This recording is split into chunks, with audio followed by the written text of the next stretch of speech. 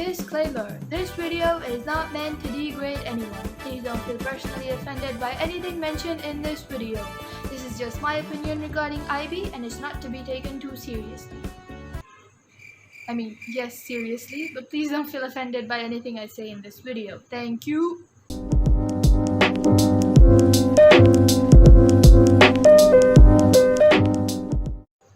To start off this video, I want to say that when I was starting the IB, all I ever heard from students that have done the IB or are currently doing the IB is how difficult the course is and how much they regret joining this program. Not to say that everyone is like that, but in my personal experience, all I've ever heard from students is the difficulties they face during this program. And this isn't aimed at anyone, and I'm not saying that everyone is like this, but mostly the people who claim that IB is the most difficult thing that they've ever done would probably find A-levels in high school just as difficult because of their own terrible studying habits, not because the IB is some godforsaken monster. Now, I'm not claiming that I just sit in one place and study all day like a goblin because hehe. But if you're actually determined to not slack off every other day and you actually want to make something of yourself in the future, trust me, IB isn't a big deal and it's not as difficult as people say it is. Back when I just finished O-levels, I had to choose between A-levels and IB, and I was this close to choosing A-levels because all my friends were gonna do it and I didn't want to go into this new school and experience this whole new system of learning that I wasn't used to, and I didn't want to have to make new friends. During that time, I researched a lot and I watched a ton of videos on YouTube to get a feel for what IB was going to be like for me. And every single video, everything I found was so negative about IB, well, not everything, but you get my point, that it completely put me off of even thinking about it. There are so many memes and subreddits and TikToks about students saying that they regret doing the IB and it's the spawn of the devil. That has almost become kind of like a running joke in the IB community. Well, not almost, it's most definitely a running gag, and you have no idea how damaging that is to a student that just wants to get a feel for what the IB is gonna be like. Instead, they get swarmed up in this tornado of shit talk and you're gonna regret your entire existence and Now, I may sound like a bad sport saying all this, but imagine a 16-year-old that just wants to know what fucking international baccalaureate is. And they have to take this big leap into a new school and leave all their friends behind, and all they see is every student claiming that they regretted doing the IB. Would you do it? Would you do the IB then? No, you wouldn't. Why in the name of God would anyone choose to do this? I'm just lucky that my mom was interested in the IB program because given all these factors and the shit talk that surrounded IB, I would have never chosen to do it myself. And from my 1 year of humble experience in the IB program, I am going to promise you that it is not that shitty. It's just different from what we're used to, and that's okay. And this video is an attempt to show you why I don't regret choosing the IB, and I never will. Number 1, it prepares you for university. Now, I definitely feel as though IB is preparing me for my university life.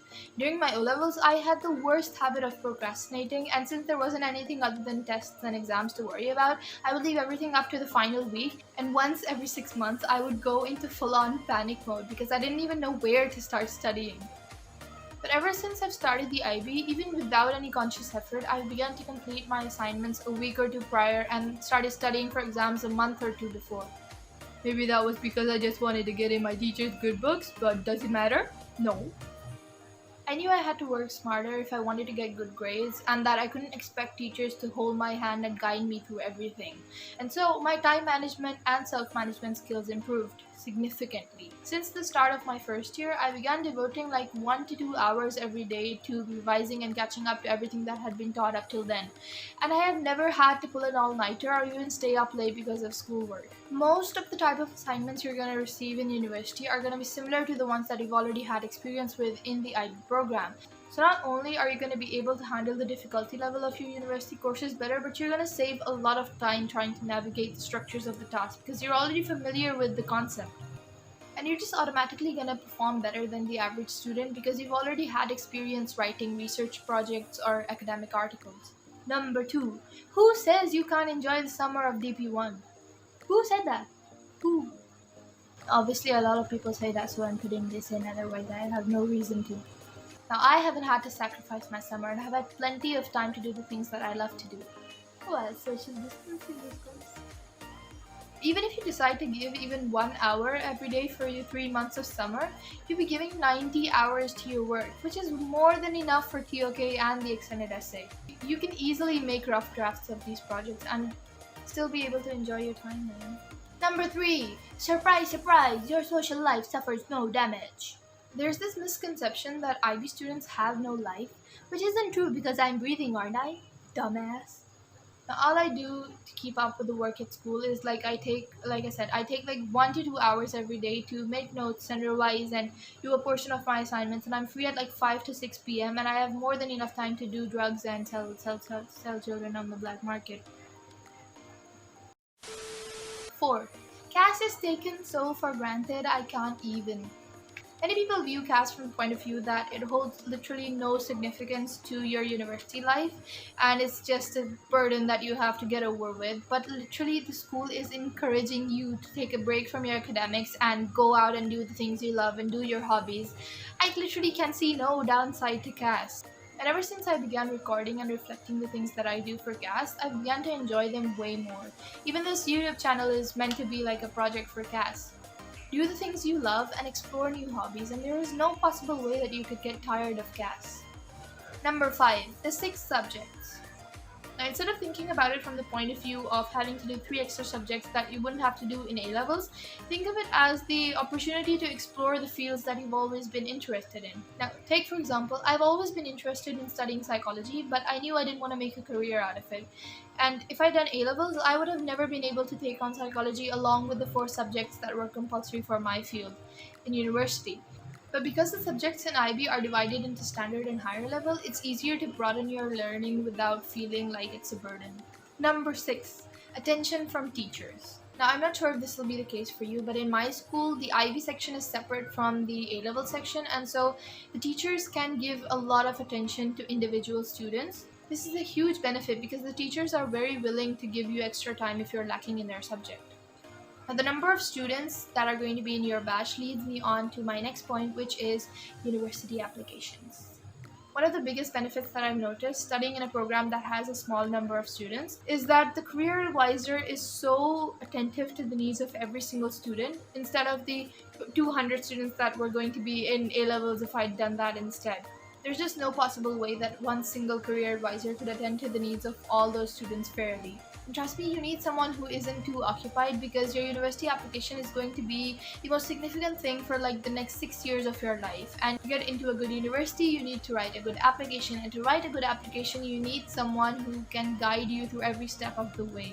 Which leads me on to my final point. Universities do appreciate IB students. At least I think they do because like I've researched a lot and like everyone says they do. So probably, maybe, hopefully. From what I've heard, students that have done the IB program prove that they are capable of taking on challenges and that they are an independent learner. If you've chosen to go beyond the typical high school course curriculum and do something that is noticeably different from what you've previously done, you automatically stand out from the rest of the students that are also applying to your university. That's all I have for this video. But to be honest, the reason I made this video was because when I was researching about the IB, I would have been so glad to find a video that showed the perspective of someone who wasn't into like exaggerating. It's the spawn of the devil. I wanted to watch something that showed me the good sides of IB because honestly, you can find the bad perspectives literally everywhere online. And I was exaggerating a bit in the beginning because there are a lot of people who have shed a lot of light on the IB program, and I've been very grateful to have them guide me through the IB process. And I just want you to know, if you're looking into whether you should or should not do the IB, I feel like it's an experience you won't regret. And honestly, there are downsides to every choice you make in your life, but I feel like the benefits of IB far outweigh the negatives. And this video is just an attempt at calming your nerves maybe. If you enjoyed this video, like, comment and subscribe and everything that you meant to do because I don't know.